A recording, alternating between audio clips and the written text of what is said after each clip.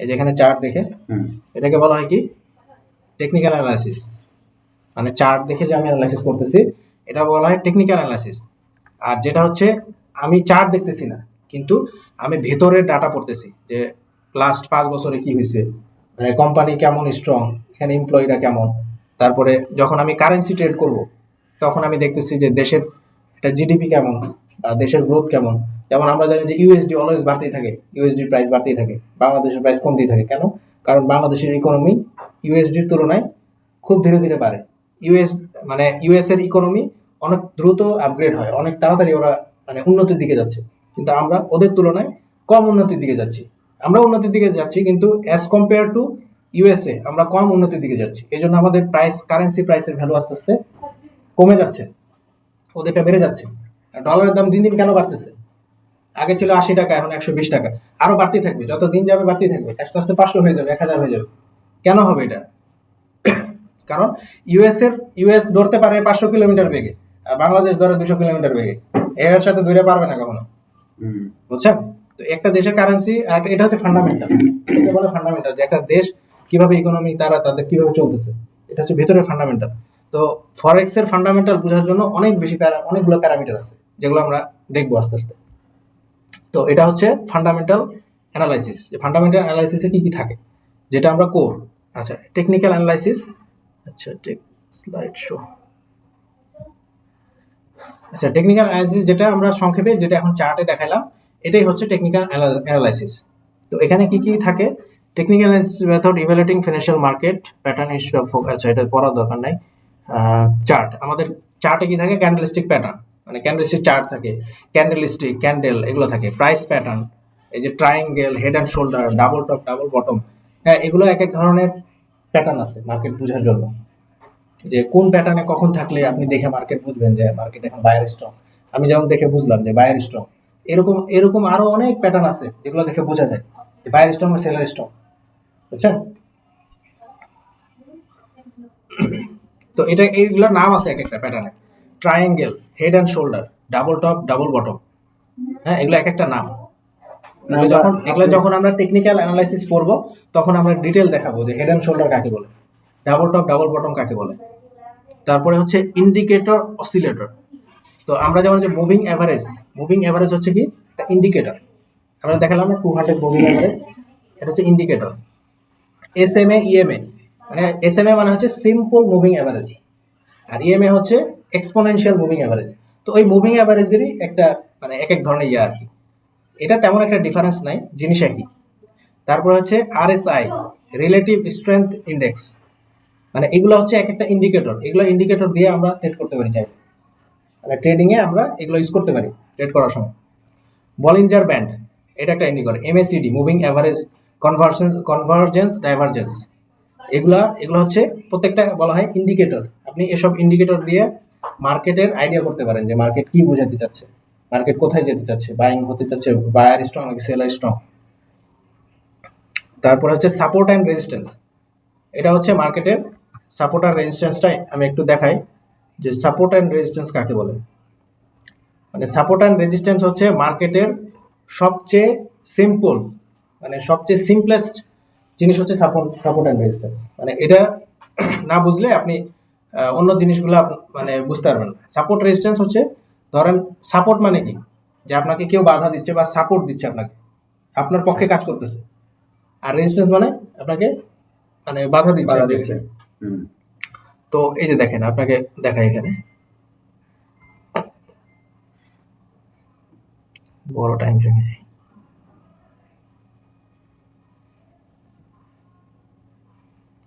Euro ইউএসডিতে যাই।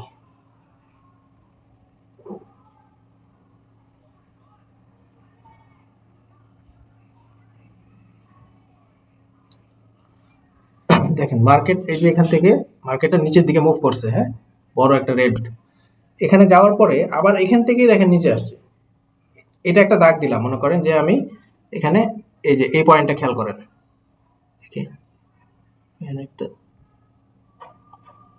এই পয়েন্টটা খেয়াল করেন, এই পয়েন্টটা, মার্কেটটা দেখেন নিচে নামছে, নামার পরে আবার এই জায়গা থেকে আবার নিচে আসছে, আবার এই জায়গা থেকে আবার নিচে আসছে। আবার এই জায়গা থেকে আবার নিচে আসছে, তার মানে এই জায়গাটাকে কি বলতেছি আমরা, এটাকে বলতেছি রেজিস্ট্যান্স। মানে এই জায়গায় বাধা দিচ্ছে মার্কেটটাকে উপরে যেতে, বুঝছেন? এটাকে বলা হয় রেজিস্ট্যান্স। মানে মার্কেটটাকে উপরে যাইতে দিচ্ছে না, এই যে বারবার এখান থেকে ব্যাক পাঠাইতেছে, ওরে আবার গেছে, আবার এখান থেকে ব্যাক পাঠাইছে, আবার এনে গেছে, দেখেন আবার ব্যাক পাঠাইছে, কতবার ব্যাক পাঠাইছে এই দেখেন, এখানে গেছে আবার এখান থেকে নিচে আসছে, এখানে গেছে আবার নিচে আসছে এখান থেকে। তার মানে কি এই দাগটা এটা ইম্পর্টেন্ট, এটা ইম্পর্টেন্ট একটা জায়গা, এখান থেকে প্রায় আচ্ছা, এখন এই যে রেজিস্ট্যান্স ফিক্স সেট করতেছো, এটা কি তোমার মানে যে ট্রেডার সে সেট করবে, নাকি এটা মার্কেটের কোনো একটা ইন্ডিকেটর আছে যে ফাইন্ড করলে বা সিলেক্ট মার্কেটের করলে কোনো অটোমেটিক সেট ইন্ডিকেটর হয়ে নাই, যাবে? মার্কেটে হচ্ছে যে ট্রেডার সে ঠিক করবে।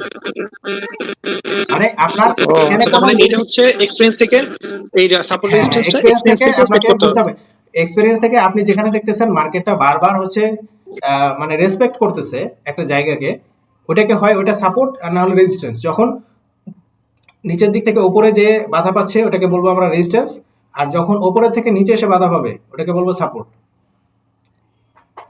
এখন তাহলে আমরা যে রেজিস্ট্যান্স বা সাপোর্ট ফিক্সড করব, হ্যাঁ, এটা কিভাবে তাহলে ফিক্সড হচ্ছে? মানে এটা কি আমরা একদিনের হিসাবে ফিক্সড করব ডাটা নিয়ে, নাকি এক সপ্তাহের হিসাবে ফিক্সড করব, নাকি ঘন্টার হিসাবে ফিক্সড করব? মানে না আমি এটা জানতে চাচ্ছি, এটা সাপোজ হচ্ছে আমি ফিক্সড করব আমার ট্রেডিং এর বিহেভিয়ার অনুযায়ী, ট্রেডিং সিস্টেম অনুযায়ী আমি কিভাবে ট্রেড করি। আমি যদি ধরেন যে আমি এখন ট্রেড ওপেন করে 10 মিনিট পরে বন্ধ করে দেই, আর এটাকে বলা হয় স্ক্যালপিং। মানে ট্রেডিং এর বিভিন্ন রকম সিস্টেম আছে, আপনি আপনি যখন মিনিটে বা ঘন্টায় আপনি ক্লোজ করে দিচ্ছেন আপনার ট্রেড, ধরেন আপনি এখন ওপেন করলেন 1 ঘন্টা আধা ঘন্টা পরে ক্লোজ করে দিলেন, বা 5 মিনিট পরে ক্লোজ করে দিলেন, বা 15 মিনিট পরে আপনি ক্লোজ করে দিলেন, তো এটাকে বলা হয় স্ক্যালপিং, বুঝছেন?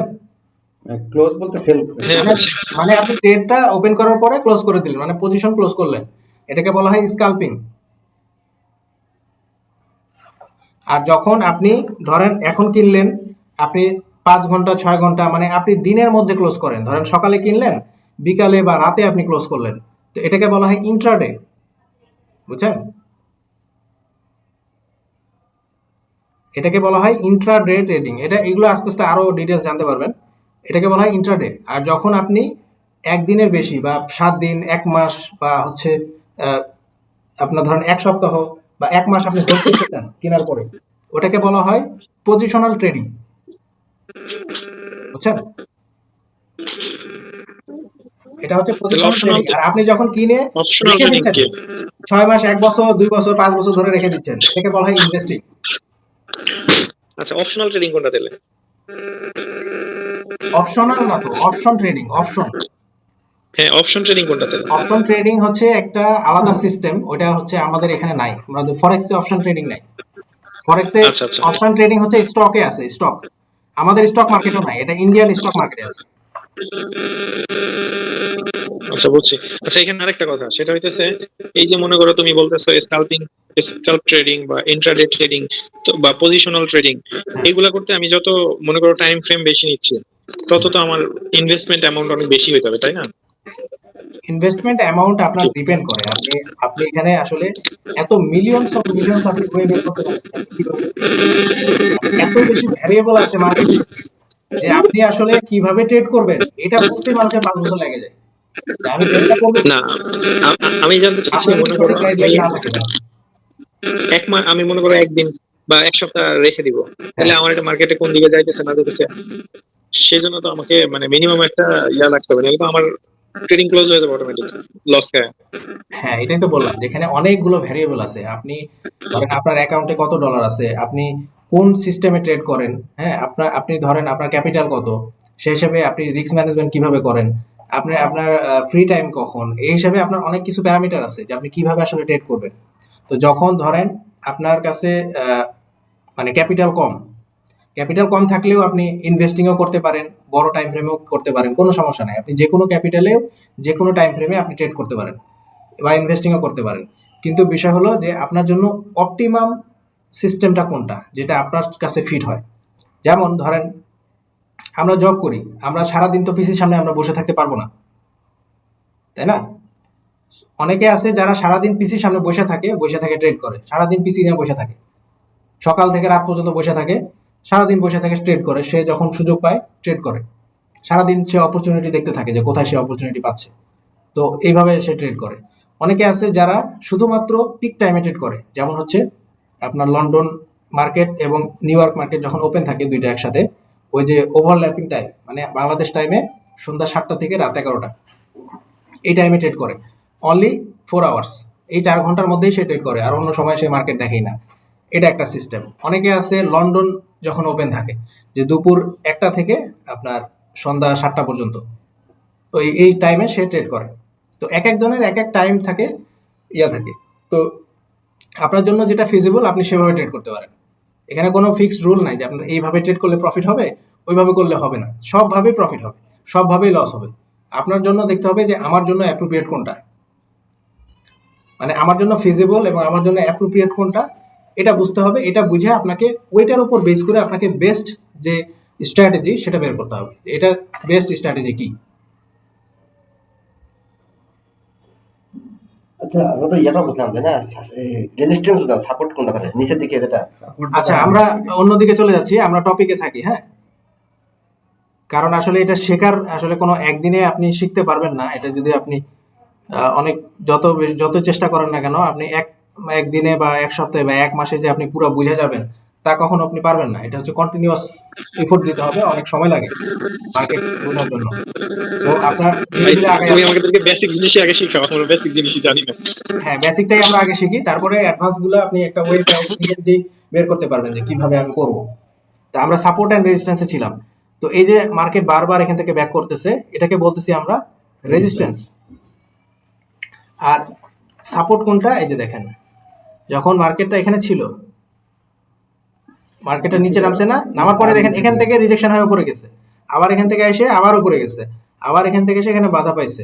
মানে এইটুকু হ্যাঁ, যে তাহলে এই দেখেন নামতে দেয় না। এটা হচ্ছে সাপোর্ট এই জায়গায় হচ্ছে সাপোর্ট। আর যখন এখান থেকে সাপোর্টকে ভেঙে দিছে, এটাকে বলা হয় ব্রেকআউট। সাপোর্ট যখন ভেঙে যাবে তখন হচ্ছে এটা ব্রেকআউট, মানে এটা একটা ওয়াল, চিন্তা করেন একটা দেয়াল। একটা দেয়ালে বারবার সে বাধা পাইছে, এই জায়গায় সে দেয়ালটাকে ভেঙে দিছে।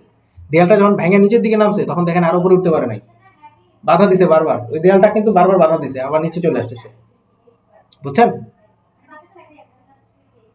তার মানে এই যে সাপোর্ট বা রেজিস্ট্যান্স যেটাই বলি, হ্যাঁ, এই জায়গাতে হচ্ছে মেইনলি বায়াররা কাজ করতেছে, মানে বিগ প্লেয়ার কাজ করতেছে। বিগ প্লেয়ার কোথায় কাজ করতেছে আপনি এত সহজে বুঝতে পারবেন না। হ্যাঁ, এটা সিম্পল একটা মার্কেটের রুলস, যে মানে সাপোর্টে হচ্ছে বাই হয় এবং রেজিস্ট্যান্সে সেল হয়। কিন্তু বিগ প্লেয়ার আসলে এখানে আছে কিনা এটা এত সহজ না। বিগ প্লেয়ার ধরাটা অনেক ডিফিকাল্ট। বুঝছেন? এটা সাপোর্টটা কেন ফলো করে? এখন সাপোর্টটা ফলো করে যে আপনার ধরেন এটা হচ্ছে মানুষের মানে সাইকোলজি, যে আপনি ধরেন একটা জিনিস ধরেন যখন দেখছেন যে পেঁয়াজের দাম যখন 50 টাকা হয়, সবাই ধুরমুড়িয়ে কিনে। এটা দেখছেন আপনি গত 6 মাসে, যে পেঁয়াজের দাম 60 টাকা, হঠাৎ করে 50 টাকা হয়েছে, সবাই কিনতেছে। এরপরে আবার 60 টাকা হয়ে গেছে, এরপরে যখন আবার 50-এ নামছে, তখন আপনি জানতেছেন আরে 50-এ ছিল তখন তো অনেকে সবাই তো কিনছিল, আবার কিনি। পেঁয়াজের দাম বাইরে যাবে 50 থেকে, আপনি দেখছেন যে 50-এ নামার পরে আবার পেঁয়াজের দাম বাইরে গেছিল গত মাসে। 50-এ নামছিল, 50-এ নামে হুট করে 60 হয়ে গেছে। হ্যাঁ তো হ্যাঁ আপনি আবার যখন 50-এ নামবে আপনি তখন চিন্তা করবেন আরে 50 থেকে তো 60 হয়ে গেছে, তাড়াতাড়ি কিনি। আবার আপনি কিনতে যাবেন ওই প্রাইসে। বুঝছেন?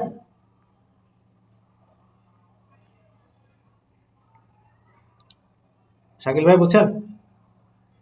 হ্যাঁ, ক্লিয়ার ভাই। আচ্ছা, এটাই হচ্ছে সাপোর্ট। মানে আপনার এই প্রাইসে আসার পরে সবাই, এটা হচ্ছে একটা মানে মানুষের একটা সাইকোলজি, যে এই জায়গায় আসার পরে প্রাইসটা উপরে যায়, তখন সে এখানে আসার পরে আবার প্রাইসটা উপরে গেছে। এখানে আসার পরে এই যে দেখেন এখানে বিগ প্লেয়ার, এখানে বিগ প্লেয়ারটা, আপনি বিগ প্লেয়ারের কথা বললেন না, বিগ প্লেয়ার হচ্ছে এই কমন সাইকোলজিকে কাজে লাগায় তাদের স্ট্র্যাটেজি বিল্ড আপ করে। কমন সাইকোলজি মানে আমি আপনি চিন্তা করি যে সাপোর্টে আসলে দাম বাড়ে, এই যেখানে যেহেতু বাড়ছে, এখানে যেহেতু বাড়ছে, এখানে আসলেও বাড়বে, কিন্তু এই জায়গায় আসে কিন্তু বাড়ে নাই। এই জায়গায় রেঞ্জ হয়ে গেছে, দেখেন রেঞ্জ, এক জায়গায় স্টাক হয়ে আছে প্রাইসটা। কেন স্টাক হয়েছে বলুন তো? কারণ এখানে রিটেল যারা আছে আমার আপনার মতো ট্রেডার, সবাই এই জায়গায় কিনছে আর বিগ প্লেয়ার বাই করছে, সেল করছে এই জায়গায়। এই জন্য প্রাইস দুই পাশ থেকে চাপা খেয়ে এক জায়গায় থেকে গেছে, প্রাইস আর উপরে যায়নি। তো বিগ প্লেয়ার যখন কিনতে কিনতে এই জায়গায় পজিশন বিল্ড করে ফেলছে, সে 5 বিলিয়ন কিনে ফেলছে, বেঁচে ফেলছে এই জায়গায়। তো যে যখন তার প্রাইসটা স্লিপ করছে, ধুম করে এক নিচে নেমে গেছে প্রাইস।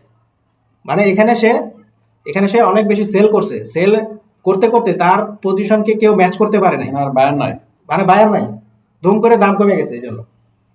ও এত বেশি সেল করছে এই জায়গায় যে এখানে আর বায়ার ম্যাচ করতে পারে নাই ওর সাথে, নামে গেছে মার্কেট নিচে, বুঝছেন?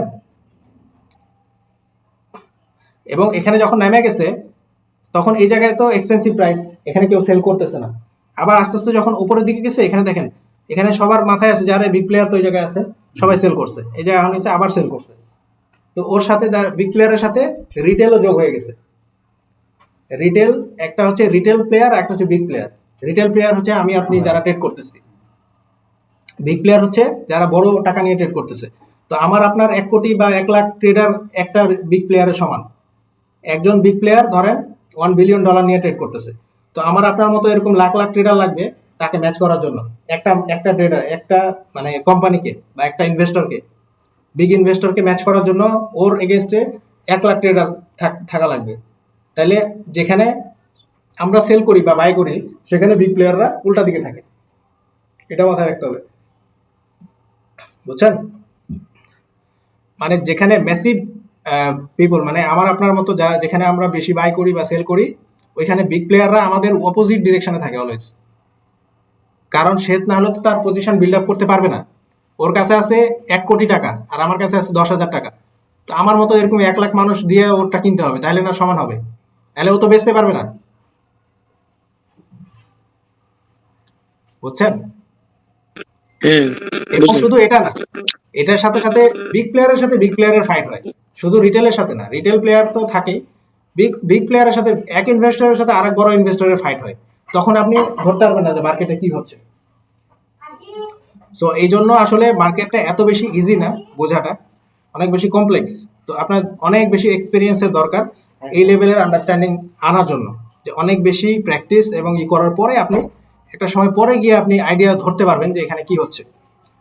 তো এটা হচ্ছে নেক্সট লেভেলে যখন আপনি যাবেন, তখন আস্তে আস্তে এগুলো ধরার সময় আসবে। এখন আমরা সিম্পল সাপোর্ট রেজিস্ট্যান্স কি, মানে সিম্পল কিভাবে মার্কেটে ইনিশিয়াল যারা আসে, মার্কেটে হচ্ছে ইন্ডিয়ান ডাটা অনুযায়ী 93% লুজ করে মার্কেটে, 93%, অনলি 7% প্রফিটেবল, বুঝছেন? এই ইন্ডিয়া ভারত ইন্ডিয়ার বলছে স্যাভি ডাটা অনুযায়ী অপশন ট্রেডিং এ 93% লুজ করে। এটা ইন্ডিয়ান হচ্ছে, এটা মানে সার্ভে ডাটা, এটা কোনো ফেক ডাটা না। সার্ভে ডাটা বলতেছে 93% লুজ করে, অনলি 7% আর সাকসেসফুল। তো আপনাকে ওই 7%-এ যাইতে হলে আপনাকে সেই নলেজ গেইন করতে হবে, তাহলে আপনি ওই 7%-এ যাইতে পারবেন। ইন্ডিয়াতে যেহেতু এটা ডাটা হয়েছে, বাংলাদেশে হয় নাই, কিন্তু বাংলাদেশে করলেও সার্ভে করলেও সেম ডাটাই আসবে। হ্যাঁ, সেম ডাটায় যে কোনো পৃথিবীর যে কোনো দেশেও যদি এই ডাটা করা হয়, সেম ডাটাই আসবে। অ্যারাউন্ড ধরেন 2-4-5% কম বেশি হইতে পারে, মানে অ্যারাউন্ড 9 to 10, 90-10, ধরেন 90 লুজ করে 10% প্রফিট করে। এটা হচ্ছে ইউনিভার্সাল ডাটা। আপনাকে 10%-এ আসতে হলে আপনার সাইকোলজি, আপনাকে সেরকম লেভেলের স্ট্রং হতে হবে মার্কেটে প্রফিট করার জন্য। এখন আমরা যেটা বললাম যে আমরা যদি অ্যাডভান্স লেভেলে, যদি একটা আছে যে মানে আমি বিগ প্রফিট করতে চাই অনেক বেশি, তখন আপনার ওই সাইকোলজি নিয়ে আপনাকে খেলতে হবে, মানে অনেক বেশি ডিপ স্টাডি করা লাগবে। আর যদি আমরা ডিসকাউন্টেড প্রাইস নিয়ে কাজ করি, যে আমি ডিসকাউন্ট পাইলে আমি বাই করব, রিস্ক ম্যানেজমেন্ট ফলো করে যে আমি অল্প অল্প কিনবো, যাতে আমাকে কেউ কোনো হার্ট করতে পারবে না, আমাকে বিগ প্লেয়ার মার্কেট থেকে সরাই দিতে পারবে না, আর আমার পজিশন থাকে ছোট। আপনি ধরেন এই জায়গায় একটা ছোট পজিশন নিয়েছেন, কত মার্কেট মুভ করবে, আপনাকে কিছুই করতে পারবেন না। আপনার পজিশন সাইজিং দিয়ে আপনি তাকে বিট করবেন। তো এটার আস্তে আস্তে আমরা স্ট্র্যাটেজি আস্তে আস্তে শেখাবো এগুলো। তো সাপোর্ট আর রেজিস্ট্যান্স কি ক্লিয়ার হয়েছেন? হ্যাঁ, ক্লিয়ার। ওকে,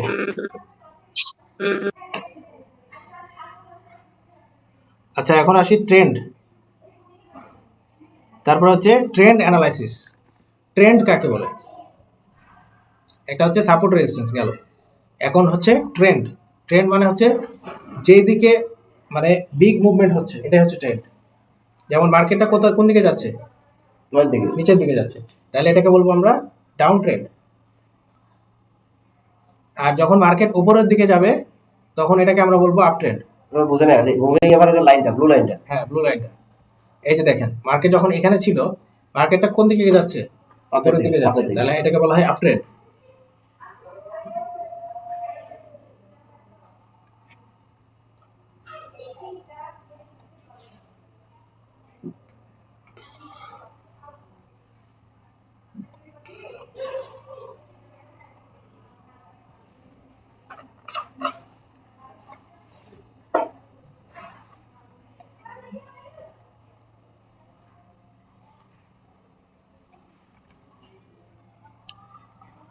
তারপর হচ্ছে ভলিউম অ্যানালাইসিস। হ্যাঁ, টেকনিক্যাল ইন্ডিকেটরের মধ্যে এটা হচ্ছে ভলিউম, যেমন হচ্ছে ইউরো ইউএসডি। দেখেন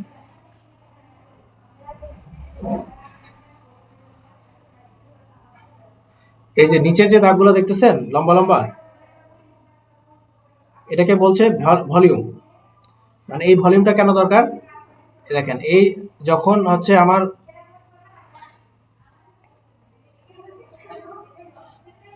দেখেন যখনই ওই যে ইয়া শুরু হয়েছে, লন্ডন এবং হচ্ছে নিউ ইয়র্ক একসাথে মার্জ হয়েছে, তখনই দেখেন ভলিউম বেড়ে গেছে। এই সারা দিনের ভলিউম দেখেন, এটা দিনের টাইমে। হ্যাঁ, আর এটা এই যে লাস্ট দেখেন, এটা হচ্ছে লাস্ট ওয়ান কত লাস্ট ওয়ান ডে, না ওয়ান ডে না, আমি এই One যে month। দেখেন 15, এই যে 15 মিনিটের ক্যান্ডেল, তার মানে কি 15-30, লাস্টে 3-4 ঘন্টা দেখেন, লাস্টে 3-4 ঘন্টার ভলিউম দেখছেন? এই যে দেখেন লম্বা লম্বা হয়ে গেছে না? 7টা থেকে 11টার হ্যাঁ, মধ্যে তার মানে ভলিউম বাড়ছে। কেন বাড়ছে? এখানে এই যে নিউ ইয়র্ক এবং লন্ডন দুইটা একসাথে ওপেন আছে, মানে দুইটা সেশন একসাথে ওপেন আছে, এই কারণে ট্রেডিং ভলিউমটা অনেক বেশি।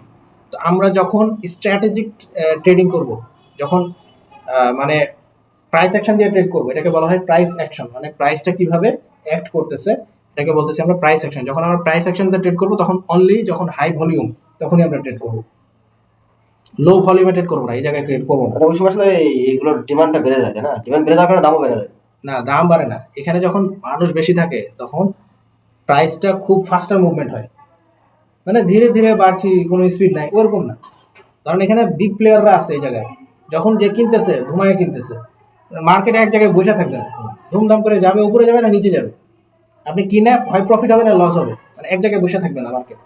তো আপনার এবং আমরা যে স্ট্র্যাটেজিগুলো শিখবো, এগুলো হচ্ছে অনলি কাজ করবে যখন মার্কেট অনেক বেশি হট, যখন ভোলাটাইল, যখন বিগ প্লেয়াররা আছে, তখনই কিন্তু আমার স্ট্র্যাটেজি কাজ করবে, অন্য টাইমে কাজ করবে না। এই সারাদিন এই যে এগুলোতে কিন্তু এই সময় কাজ করবে না, এগুলো নাই স্ট্র্যাটেজি কাজ করবে না। কি দেশে এগুলোতে কি স্ট্র্যাটেজি কাজ করবে? ট্রেডিং ট্রেডিং করে সুবিধা করতে পারবো আর কি। এখানে আপনার লাভর মার্কেটে কাজও করবে না, আপনার থিঙ্কিং কাজ করবে না। আমি যেমন বললাম যে ওই সময় বললাম এই যে বিটকয়েন দেখে যে এখন বায়ার স্ট্রং, আমার মার্কেটে যদি বিগ প্লেয়াররা নাই থাকে তাহলে তো এই জায়গায় কিনবে কে? মানে ওই সময় বসিতে মাছ কম উঠবো। হ্যাঁ, মাছই নাই, আপনি মাছ ধরবেন কি, তাই না? বুঝতে পারছি। সো আমার যখন আমি স্ট্র্যাটেজিক ট্রেড করব, তখন শুধুমাত্র আমি লন্ডন এবং নিউ ইয়র্ক যখন ওপেন থাকে সন্ধ্যা 7টা থেকে রাত 11টা, এই টাইমের মধ্যে অনলি ট্রেড করব, অন্য টাইমে না। আর আমরা যেটা ডিসকাউন্টেড বলছি মুভিং অ্যাভারেজ, সেটা আমরা সারাদিন করতে পারবো, সেটা আমি অফিস টাইমে করতে পারবো। মানে কিনে রেখে দিলাম, আমি নিশ্চিন্ত, মানে আমি ডিসকাউন্টে কিনছি, আমি দাম একটু অ্যাভারেজ পাবো, বেঁচে দিব। ওটা কোনো টাইম টেবিল নাই, রাতে দিনে দুপুরে যখন খুশি করেন, ডিসকাউন্টেড প্রাইস পাইছেন কিনে রেখে দেন। রিস্ক নাই। হ্যাঁ, রিস্ক কম, রিস্ক কম, আপনি ডিসকাউন্টে কিনতেছেন, আপনি অ্যাভারেজ প্রাইসে বেচে দিবেন, শেষ, সিম্পল একদম।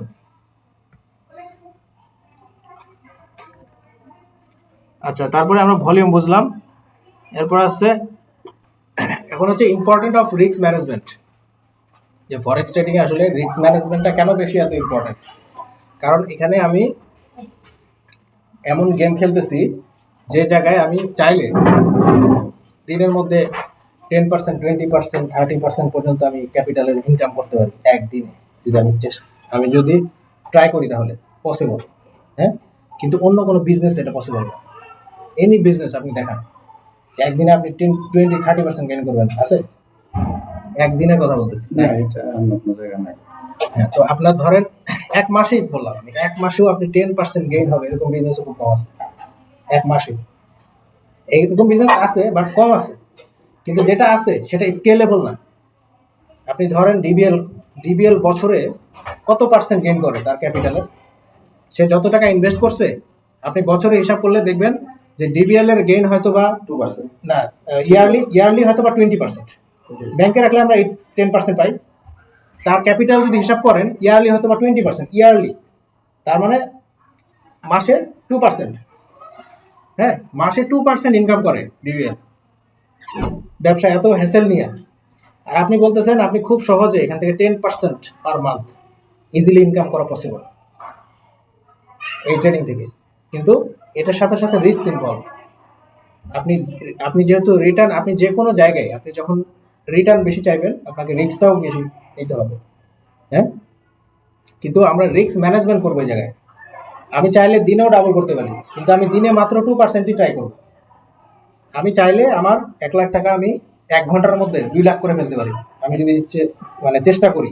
কিন্তু কিন্তু রিস্ক ইনভলভ, আমার জিরো হয়ে যেতে পারে টাকাটা। আমি এত বেশি কি রিস্ক কেন নিব? আমি 1 মাসে 10% গেইন করলে আমার জন্য এনাফ। হ্যাঁ, আমার টার্গেট থাকবে মাসে 10%, এর বেশি না। আমার যদি বেশি হয় হইলো সমস্যা নেই, 15%, 20% হলো কোনো অসুবিধা নেই, ডাবল হয়ে যাক, 100% হয়ে যাক, কিন্তু আমার টার্গেট 10% মান্থলি। তাইলে আমার মান্থলি যদি 10% হয়, পার ডে আমার টার্গেট তো 0.5, এরকম 0.5। তো আমার পার ডে আমার টার্গেট থাকবে 1 to 2%, কারণ কোনোদিন হয়তো লস হবে, কোনোদিন লস হবে না, প্রতিদিন তো আর লাভ হবে না, কোনোদিন লস হবে। তো ধরেন এটাই হচ্ছে রিস্ক ম্যানেজমেন্ট, যে আমি একদিনে রিস্ক নিব 2% গেইন করার জন্য। আমি রিস্ক নিব 1% আমার ক্যাপিটালের। আমার ক্যাপিটাল ধরেন $100, আমি একদিনে রিস্ক নিব কত ডলারে? $1। মানে $1 চলে যাক আমার একদিনে, সমস্যা নেই। $1 এগেনস্টে আমি $2 ইনকাম করতে চাচ্ছি, এটাকে বলছে আমরা রিস্ক ম্যানেজমেন্ট। যে $100 আছে, আমি চাই না যে একদিনেই $100কে $200 করতে, কারণ এটাতে রিস্ক বেড়ে আমার অ্যাকাউন্ট জিরো যেতে পারে। সো আমি যখন রিস্ক কমাই দিব, আমি চাচ্ছি যে একদিনে আমি 2% হলেই হবে, মানে $100কে $102 করতে চাচ্ছি, তখন আমি রিস্ক নিব 100, মানে $1। মানে আমার $1, $2, $1 লস করার জন্য আমি $2 ইনকাম করবো। সো এটাকে বলছি রিস্ক ম্যানেজমেন্ট। এইভাবে যখন আমি ট্রেড করব, আমাকে কেউ মার্কেট থেকে কি করতে পারবে না, আউট করে দিতে পারবে। আউট করতে পারবে না, কেউই পারবে না, কারণ আমি রিস্ক নিচ্ছি 1%। তারপর হচ্ছে এই যে মিনিমাইজিং লসেস, এটাকে কি বললাম? Reserving capital. আমি কি করতেছি? আমি যখন রিস্ক কম নিতেছি, আমি আমার ক্যাপিটালকে রিজার্ভ করতেছি, আমি ক্যাপিটাল হারাচ্ছি না। আমরা প্রথমে প্র্যাকটিস করব মাত্র 1000 টাকা দিয়ে। 1000 টাকা ঢোকাবো অ্যাকাউন্টে, 1000 টাকাকে প্রতি মাসে 1100 টাকা করে দেখাবো। যদি 1100 করতে পারি, তার মানে 10% গেইন করছি। হ্যাঁ, 1100 আপনার একদিনে হয়ে যাবে। আমি টার্গেট বলতেছি যে 1100 দেখবেন একদিনে হয়ে গেছে, ঠিক আছে? 1 মাসের কথা বলতেছি, বাট আপনার রিস্ক নিতে, কোনোদিন লস হবে, কোনোদিন লস হবে। সো আমি মাস শেষে হিসাব করবো যে লাভ লস করে কত হয়েছে। হ্যাঁ, আমি একদিনে $100 টাকা ইনকাম করে ফেলছি, 1000 টাকা ইনভেস্ট করে আমি 1100 করে ফেলছি। পরের দিন তো আবার 1100 থেকে 1000 হয়ে যেতে পারে। আমি মাস শেষে হিসাব করবো যে আমি 1000 টাকা ঢুকাইছিলাম, আমি মাস শেষে 1100 টাকা আমার অ্যাকাউন্টে করতে পারছি কিনা। টোটাল মাস 1 মাস পরে যদি আমি করতে পারি, 1 মাস যদি করতে পারি, এরপরে আমি দেখবো আরো 2 মাস, আরো 6 মাস, আরো 1 বছর, প্রতি মাসে আমি 1000 টাকাকে আমি 1100, 1200 টাকা করে ফেলতেছি। তাহলে আমি কনফিডেন্ট যে আমি একটু বেশি ইনভেস্ট করলে সমস্যা নেই। 1000 টাকা যদি আমি 10,000 করি, আমি 10,000 কে 11,000 করবো তখন, তাই না? তখন 10,000 ইনভেস্ট করলাম, 1000 করে যখন আমি কনফিডেন্ট, 1000 টাকা যদি চলেও যায় আমার কি যাবে? কোনো সমস্যা নাই, 1000 যাক না, আমার শিখতেছি, আমি লার্নিং করার জন্য অনেক টাকা লস করছি, কিন্তু আমি জানি যে আমার শেখার জন্য লস হবে। হ্যাঁ, এটা আমাকে জানতে হবে। আমি যখন ইনভেস্ট করতেছি শেখার জন্য, আমি ইনকাম করার জন্য না। কারণ আমার আলটিমেট টার্গেট হচ্ছে 1000, 2000 টাকা না, আমার টার্গেট অনেক বড়। সো আমাকে ওই লেভেল যাওয়ার জন্য আমাকে প্রথমে প্র্যাকটিস করে করে করে আমি যখন কনফিডেন্ট যে হ্যাঁ আমার টাকা লুজ করবো না, আমি তখন তো আমার 10 লাখ ঢুকাইতে সমস্যা নেই। যখন আমি 2 বছর আমার টাকা টিকে রাখতে পারতেছি, আমি কনফিডেন্ট যে আমার টাকা লুজ হবে না, তখন আমি 10 লাখ ঢুকালেও সমস্যা নাই, 20 লাখ ঢুকালেও সমস্যা নেই, তাই না? বুঝছেন শাকিল ভাই? হ্যাঁ, বুঝছি। তো আমাকে প্রথমে কনফিডেন্ট হতে হবে, লং টার্ম ধীরে ধীরে প্রফিট করে আমার কনফিডেন্ট বিল্ড আপ করতে হবে, এটাই হচ্ছে রিস্ক ম্যানেজমেন্ট। তো আপনি যখন বুঝে গেলেন যে আমার তখন আসলে অ্যাকচুয়াল ইনকামটা হবে তখন, কারণ এই 10,000, 50,000 টাকা দিয়ে কিন্তু আমার ইনকাম হবে না। আমার টার্গেট হবে পরবর্তীতে আমি 2-4 বছর আমি ওই 5,000, 10,000 টাকা দিয়ে আমি প্র্যাকটিস করব। এরপরে যখন আমি কনফিডেন্ট, তখন আমি একটা সময় পরে গিয়ে আমি যাতে 10 লাখ টাকা ইনভেস্ট করার মতো অ্যাবিলিটি আমার থাকে, যাতে 10 লাখে 10% কত, 1 লাখ, আমি মাসে 1 লাখ টাকা ইনকাম করতে পারি ঘরে বসে, বসের ঝাড়ি না খাইয়া। বুঝছেন?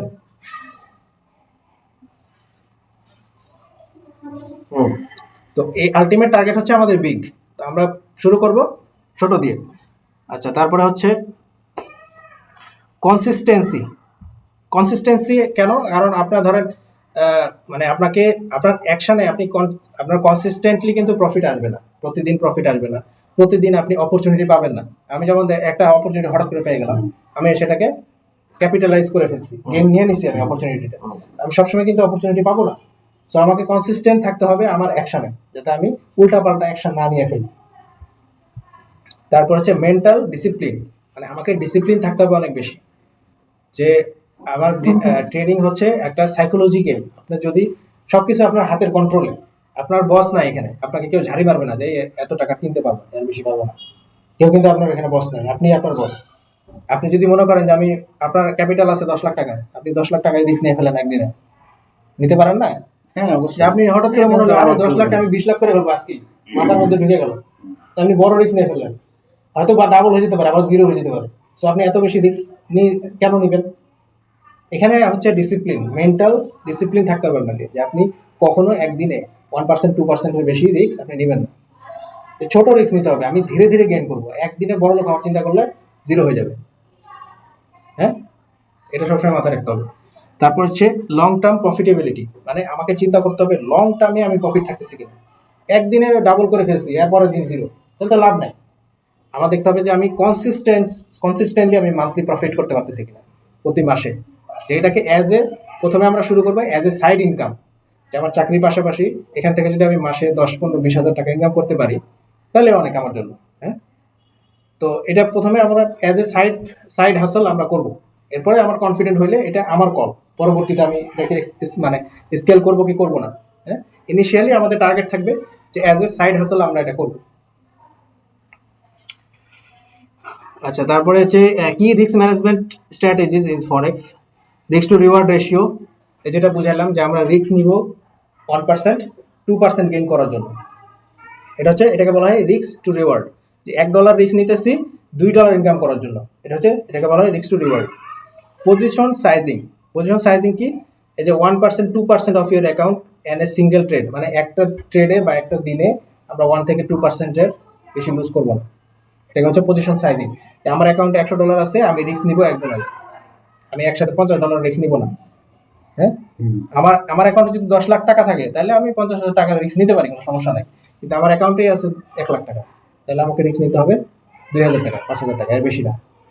এটা হচ্ছে রিস্ক ম্যানেজমেন্ট। আচ্ছা, তারপরে stop losses. Always use stop loss orders to define a maximum amount you are willing to lose. এই দেখেন স্টপ লস কি।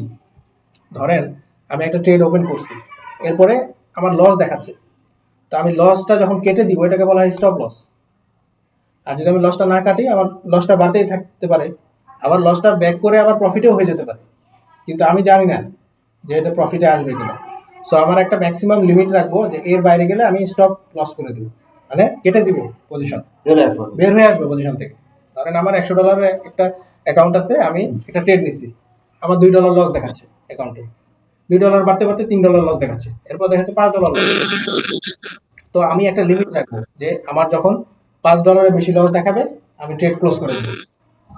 ওটাকে ওপেন। আচ্ছা সাদিক, হ্যাঁ তোমার স্টপ লস সে সময় বলতেছিল যে বিগ প্লেয়াররা স্টপ লসটাকে হান্ট করে, হ্যাঁ হ্যাঁ হ্যাঁ তাই না? হ্যাঁ। এখানে তাহলে আমি যদি কোনো স্টপ লস সেট করি, তার মানে এটা কি অন্য সবাই দেখতে পারবে যে আমি কোন পজিশনে স্টপ লস সেট করতেছি? অন্য সবাই কেউই দেখতে পারবে না, এটা হচ্ছে ব্রোকার দেখতে পারবে। ব্রোকার, যেহেতু আপনি ব্রোকারের অ্যাকাউন্ট ইউজ করতেছেন, ব্রোকার জানে যে আপনি কোথায় স্টপ লস বসাইছেন। হ্যাঁ, কিন্তু একটা ব্যাপার বুঝেন, আপনার স্টপ লসের জন্য কিন্তু এখানে প্রত্যেকটা পয়েন্টে স্টপ লস আছে। আপনি যদি মার্কেটে দেখেন, আপনি কেউ ট্রেড করতেছে 1 মিনিটের টাইম ফ্রেমে, কেউ ট্রেড করতেছে 5 মিনিটসের টাইম ফ্রেমে, কেউ ট্রেড করতেছে 15 মিনিটের টাইম ফ্রেমে। সো প্রত্যেকটা জায়গাতে স্টপ লস আছে, আপনি কয়টা খাবেন? প্রতিটা পয়েন্টে একটা করে স্টপ লস পাবেন যদি খুঁজতে যান।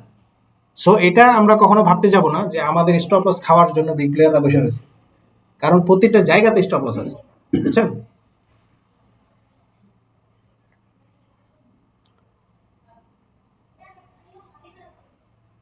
বুঝছেন শাকিল ভাই? হ্যাঁ বুঝতে পারছি, হ্যাঁ বুঝতে পারছি। আচ্ছা, তারপরে হচ্ছে স্টপ লস গেল, এরপরে এই স্লাইডটা শেষ করে দিই আমরা, দিয়ে আজকে ক্লাস 10টা বাজে। আচ্ছা, তারপরে আসলাম understanding spread commissions and fees. এটা তো আমরা অলরেডি স্প্রেড কমিশনস এগুলো তো ডিসকাস করছি, হ্যাঁ, ফিজ এগুলো তো ডিসকাস করছি। আরও এখানে নতুন কিছু জিনিস আছে, যেমন হচ্ছে ফিজ, ওভারনাইট ফিজ।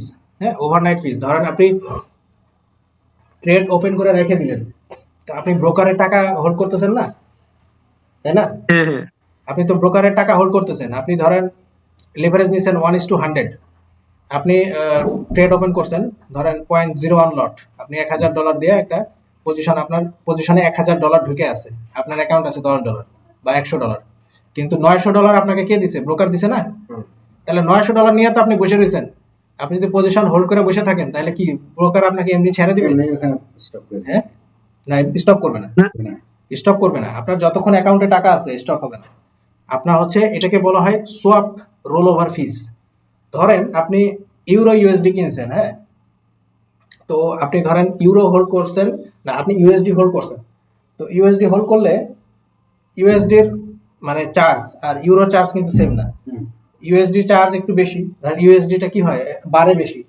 তা আপনি যদি ইউএসডি 1 বছর রেখে দেন আপনার কাছে 1000 ইউএসডি, আর যদি 1000 টাকা মানে সমপরিমাণ হচ্ছে টাকা রাখেন, তাহলে 1 বছর পরে কোনটা বেশি হবে? ইউএসডিটা বেশি হবে। হুম। এরকমই ধরেন আপনি ইউএসডি হোল্ড করে রাখছেন আপনার কাছে, কিন্তু ব্রোকারকে আপনি দিয়ে রাখছেন কি, মানে ব্রোকারকে তো আপনি অন্য একটা ট্রানজাকশন ইউরো দিয়ে রাখছেন। ইউরো ইউএসডি যখন সেল করছেন, তার মানে কি আপনি ইউএসডি নিছেন আর ইউরো দিছেন। তো যখন আপনি ইউএসডি নিয়ে রাখছেন, তখন আপনি তার ইউএসডি নিয়ে রাখছেন, তাহলে সে তো বেশি ইনকাম করতো, সে তার কাছে রাখলে বেশি ইনকাম করতো, কিন্তু আপনার কাছে নিয়ে আপনি রেখে দিচ্ছেন। তো এটার জন্য আপনাকে সোয়াপ চার্জ কাটা হবে, সোয়াপ। এটা খুবই নগণ্য, এটা নিয়ে এত টেনশন করার কিছু নাই, এটা একদম নেগলিজেবল ধরে নেন, বুঝছেন? এটা ধরেন ভ্যাটের মতো, ভ্যাট, বুঝছেন? ধরেন এই যে আপনি কিনতে যে ভ্যাট কাটে না, এটা এটা ভ্যাট ধরে নেন আপনি। এটা ইগনোর, জাস্ট কনসেপ্টটা বুঝে রাখেন, যেটাকে বলা হয় সোয়াপ। মানে আপনি যখন একটা কারেন্সির এগেন্সে আর একটা ইয়া করতেছেন তখন। আর ডিপোজিট উইথড্রয়াল ফিজ, ডিপোজিট উইথড্রয়াল অনেক ব্রোকারে থাকে, অনেক ব্রোকারে থাকে না। যেমন এক্সনেসে আপনাকে ডিপোজিট উইথড্রয়াল করতে কোনো চার্জ কাটবে না, ফ্রি। তারপর হচ্ছে ইনঅ্যাক্টিভিটি ফিজ। ধরেন আপনি ট্রেডে অ্যাকাউন্টে $100 ঢুকায় রাখছেন, আপনি কোনো ট্রেডই করেন না, মানে 1 বছর ধরে কোনো ট্রেড করেন না, টাকা ঢুকায় রাখছেন, তখন এটাকে ইনঅ্যাক্টিভিটি ফিজ কাটবে আপনার অ্যাকাউন্ট থেকে প্রতি মাসে $1 করে। অ্যাকাউন্টে যদি আমি কিছু টাকা রাখি, হ্যাঁ যদি আমি লেনদেন নাও করি, তারপরে কিন্তু ওরা ইয়ার নেই। হ্যাঁ হ্যাঁ, আপনার প্রতি মাসে আপনার $1 করে কেটে নিবে আপনার অ্যাকাউন্ট থেকে, যদি আপনি কোনো ট্রানজেকশন না করেন প্রতি মাসে। প্রতি মাসে যদি একটা ট্রানজেকশনও করেন, তাও কোনো ফি কাটবে না। আর যদি প্রতি 1 মাসে কোনো একটাও ট্রানজেকশন না করেন, 1 মাসে $1 কাটবে ইনঅ্যাক্টিভিটি ফি, বুঝছেন? বুঝছি। এই আপনার গেল আজকে এই পর্যন্তই। আচ্ছা, আমরা একটা জিনিস সরি, এটা হচ্ছে আমাদের পক্ষে পসিবিলিটি কতটুকু আমরা যদি নিজের একটা প্রকার দিতে চাই? ভাই ওইটাতে এখন যায়েন না, আগে বড় বড় যারা ব্রোকার হাউস দেয়, তারা অনেক বড় বড় ট্রেডার এবং অনেক আমাদের মতো স্মার্ট ফিশের জন্য সম্ভব না। না, এখানে মিলিয়ন মিলিয়ন টাকা, অনেক ডলার ইনভেস্ট করা লাগবে আপনার।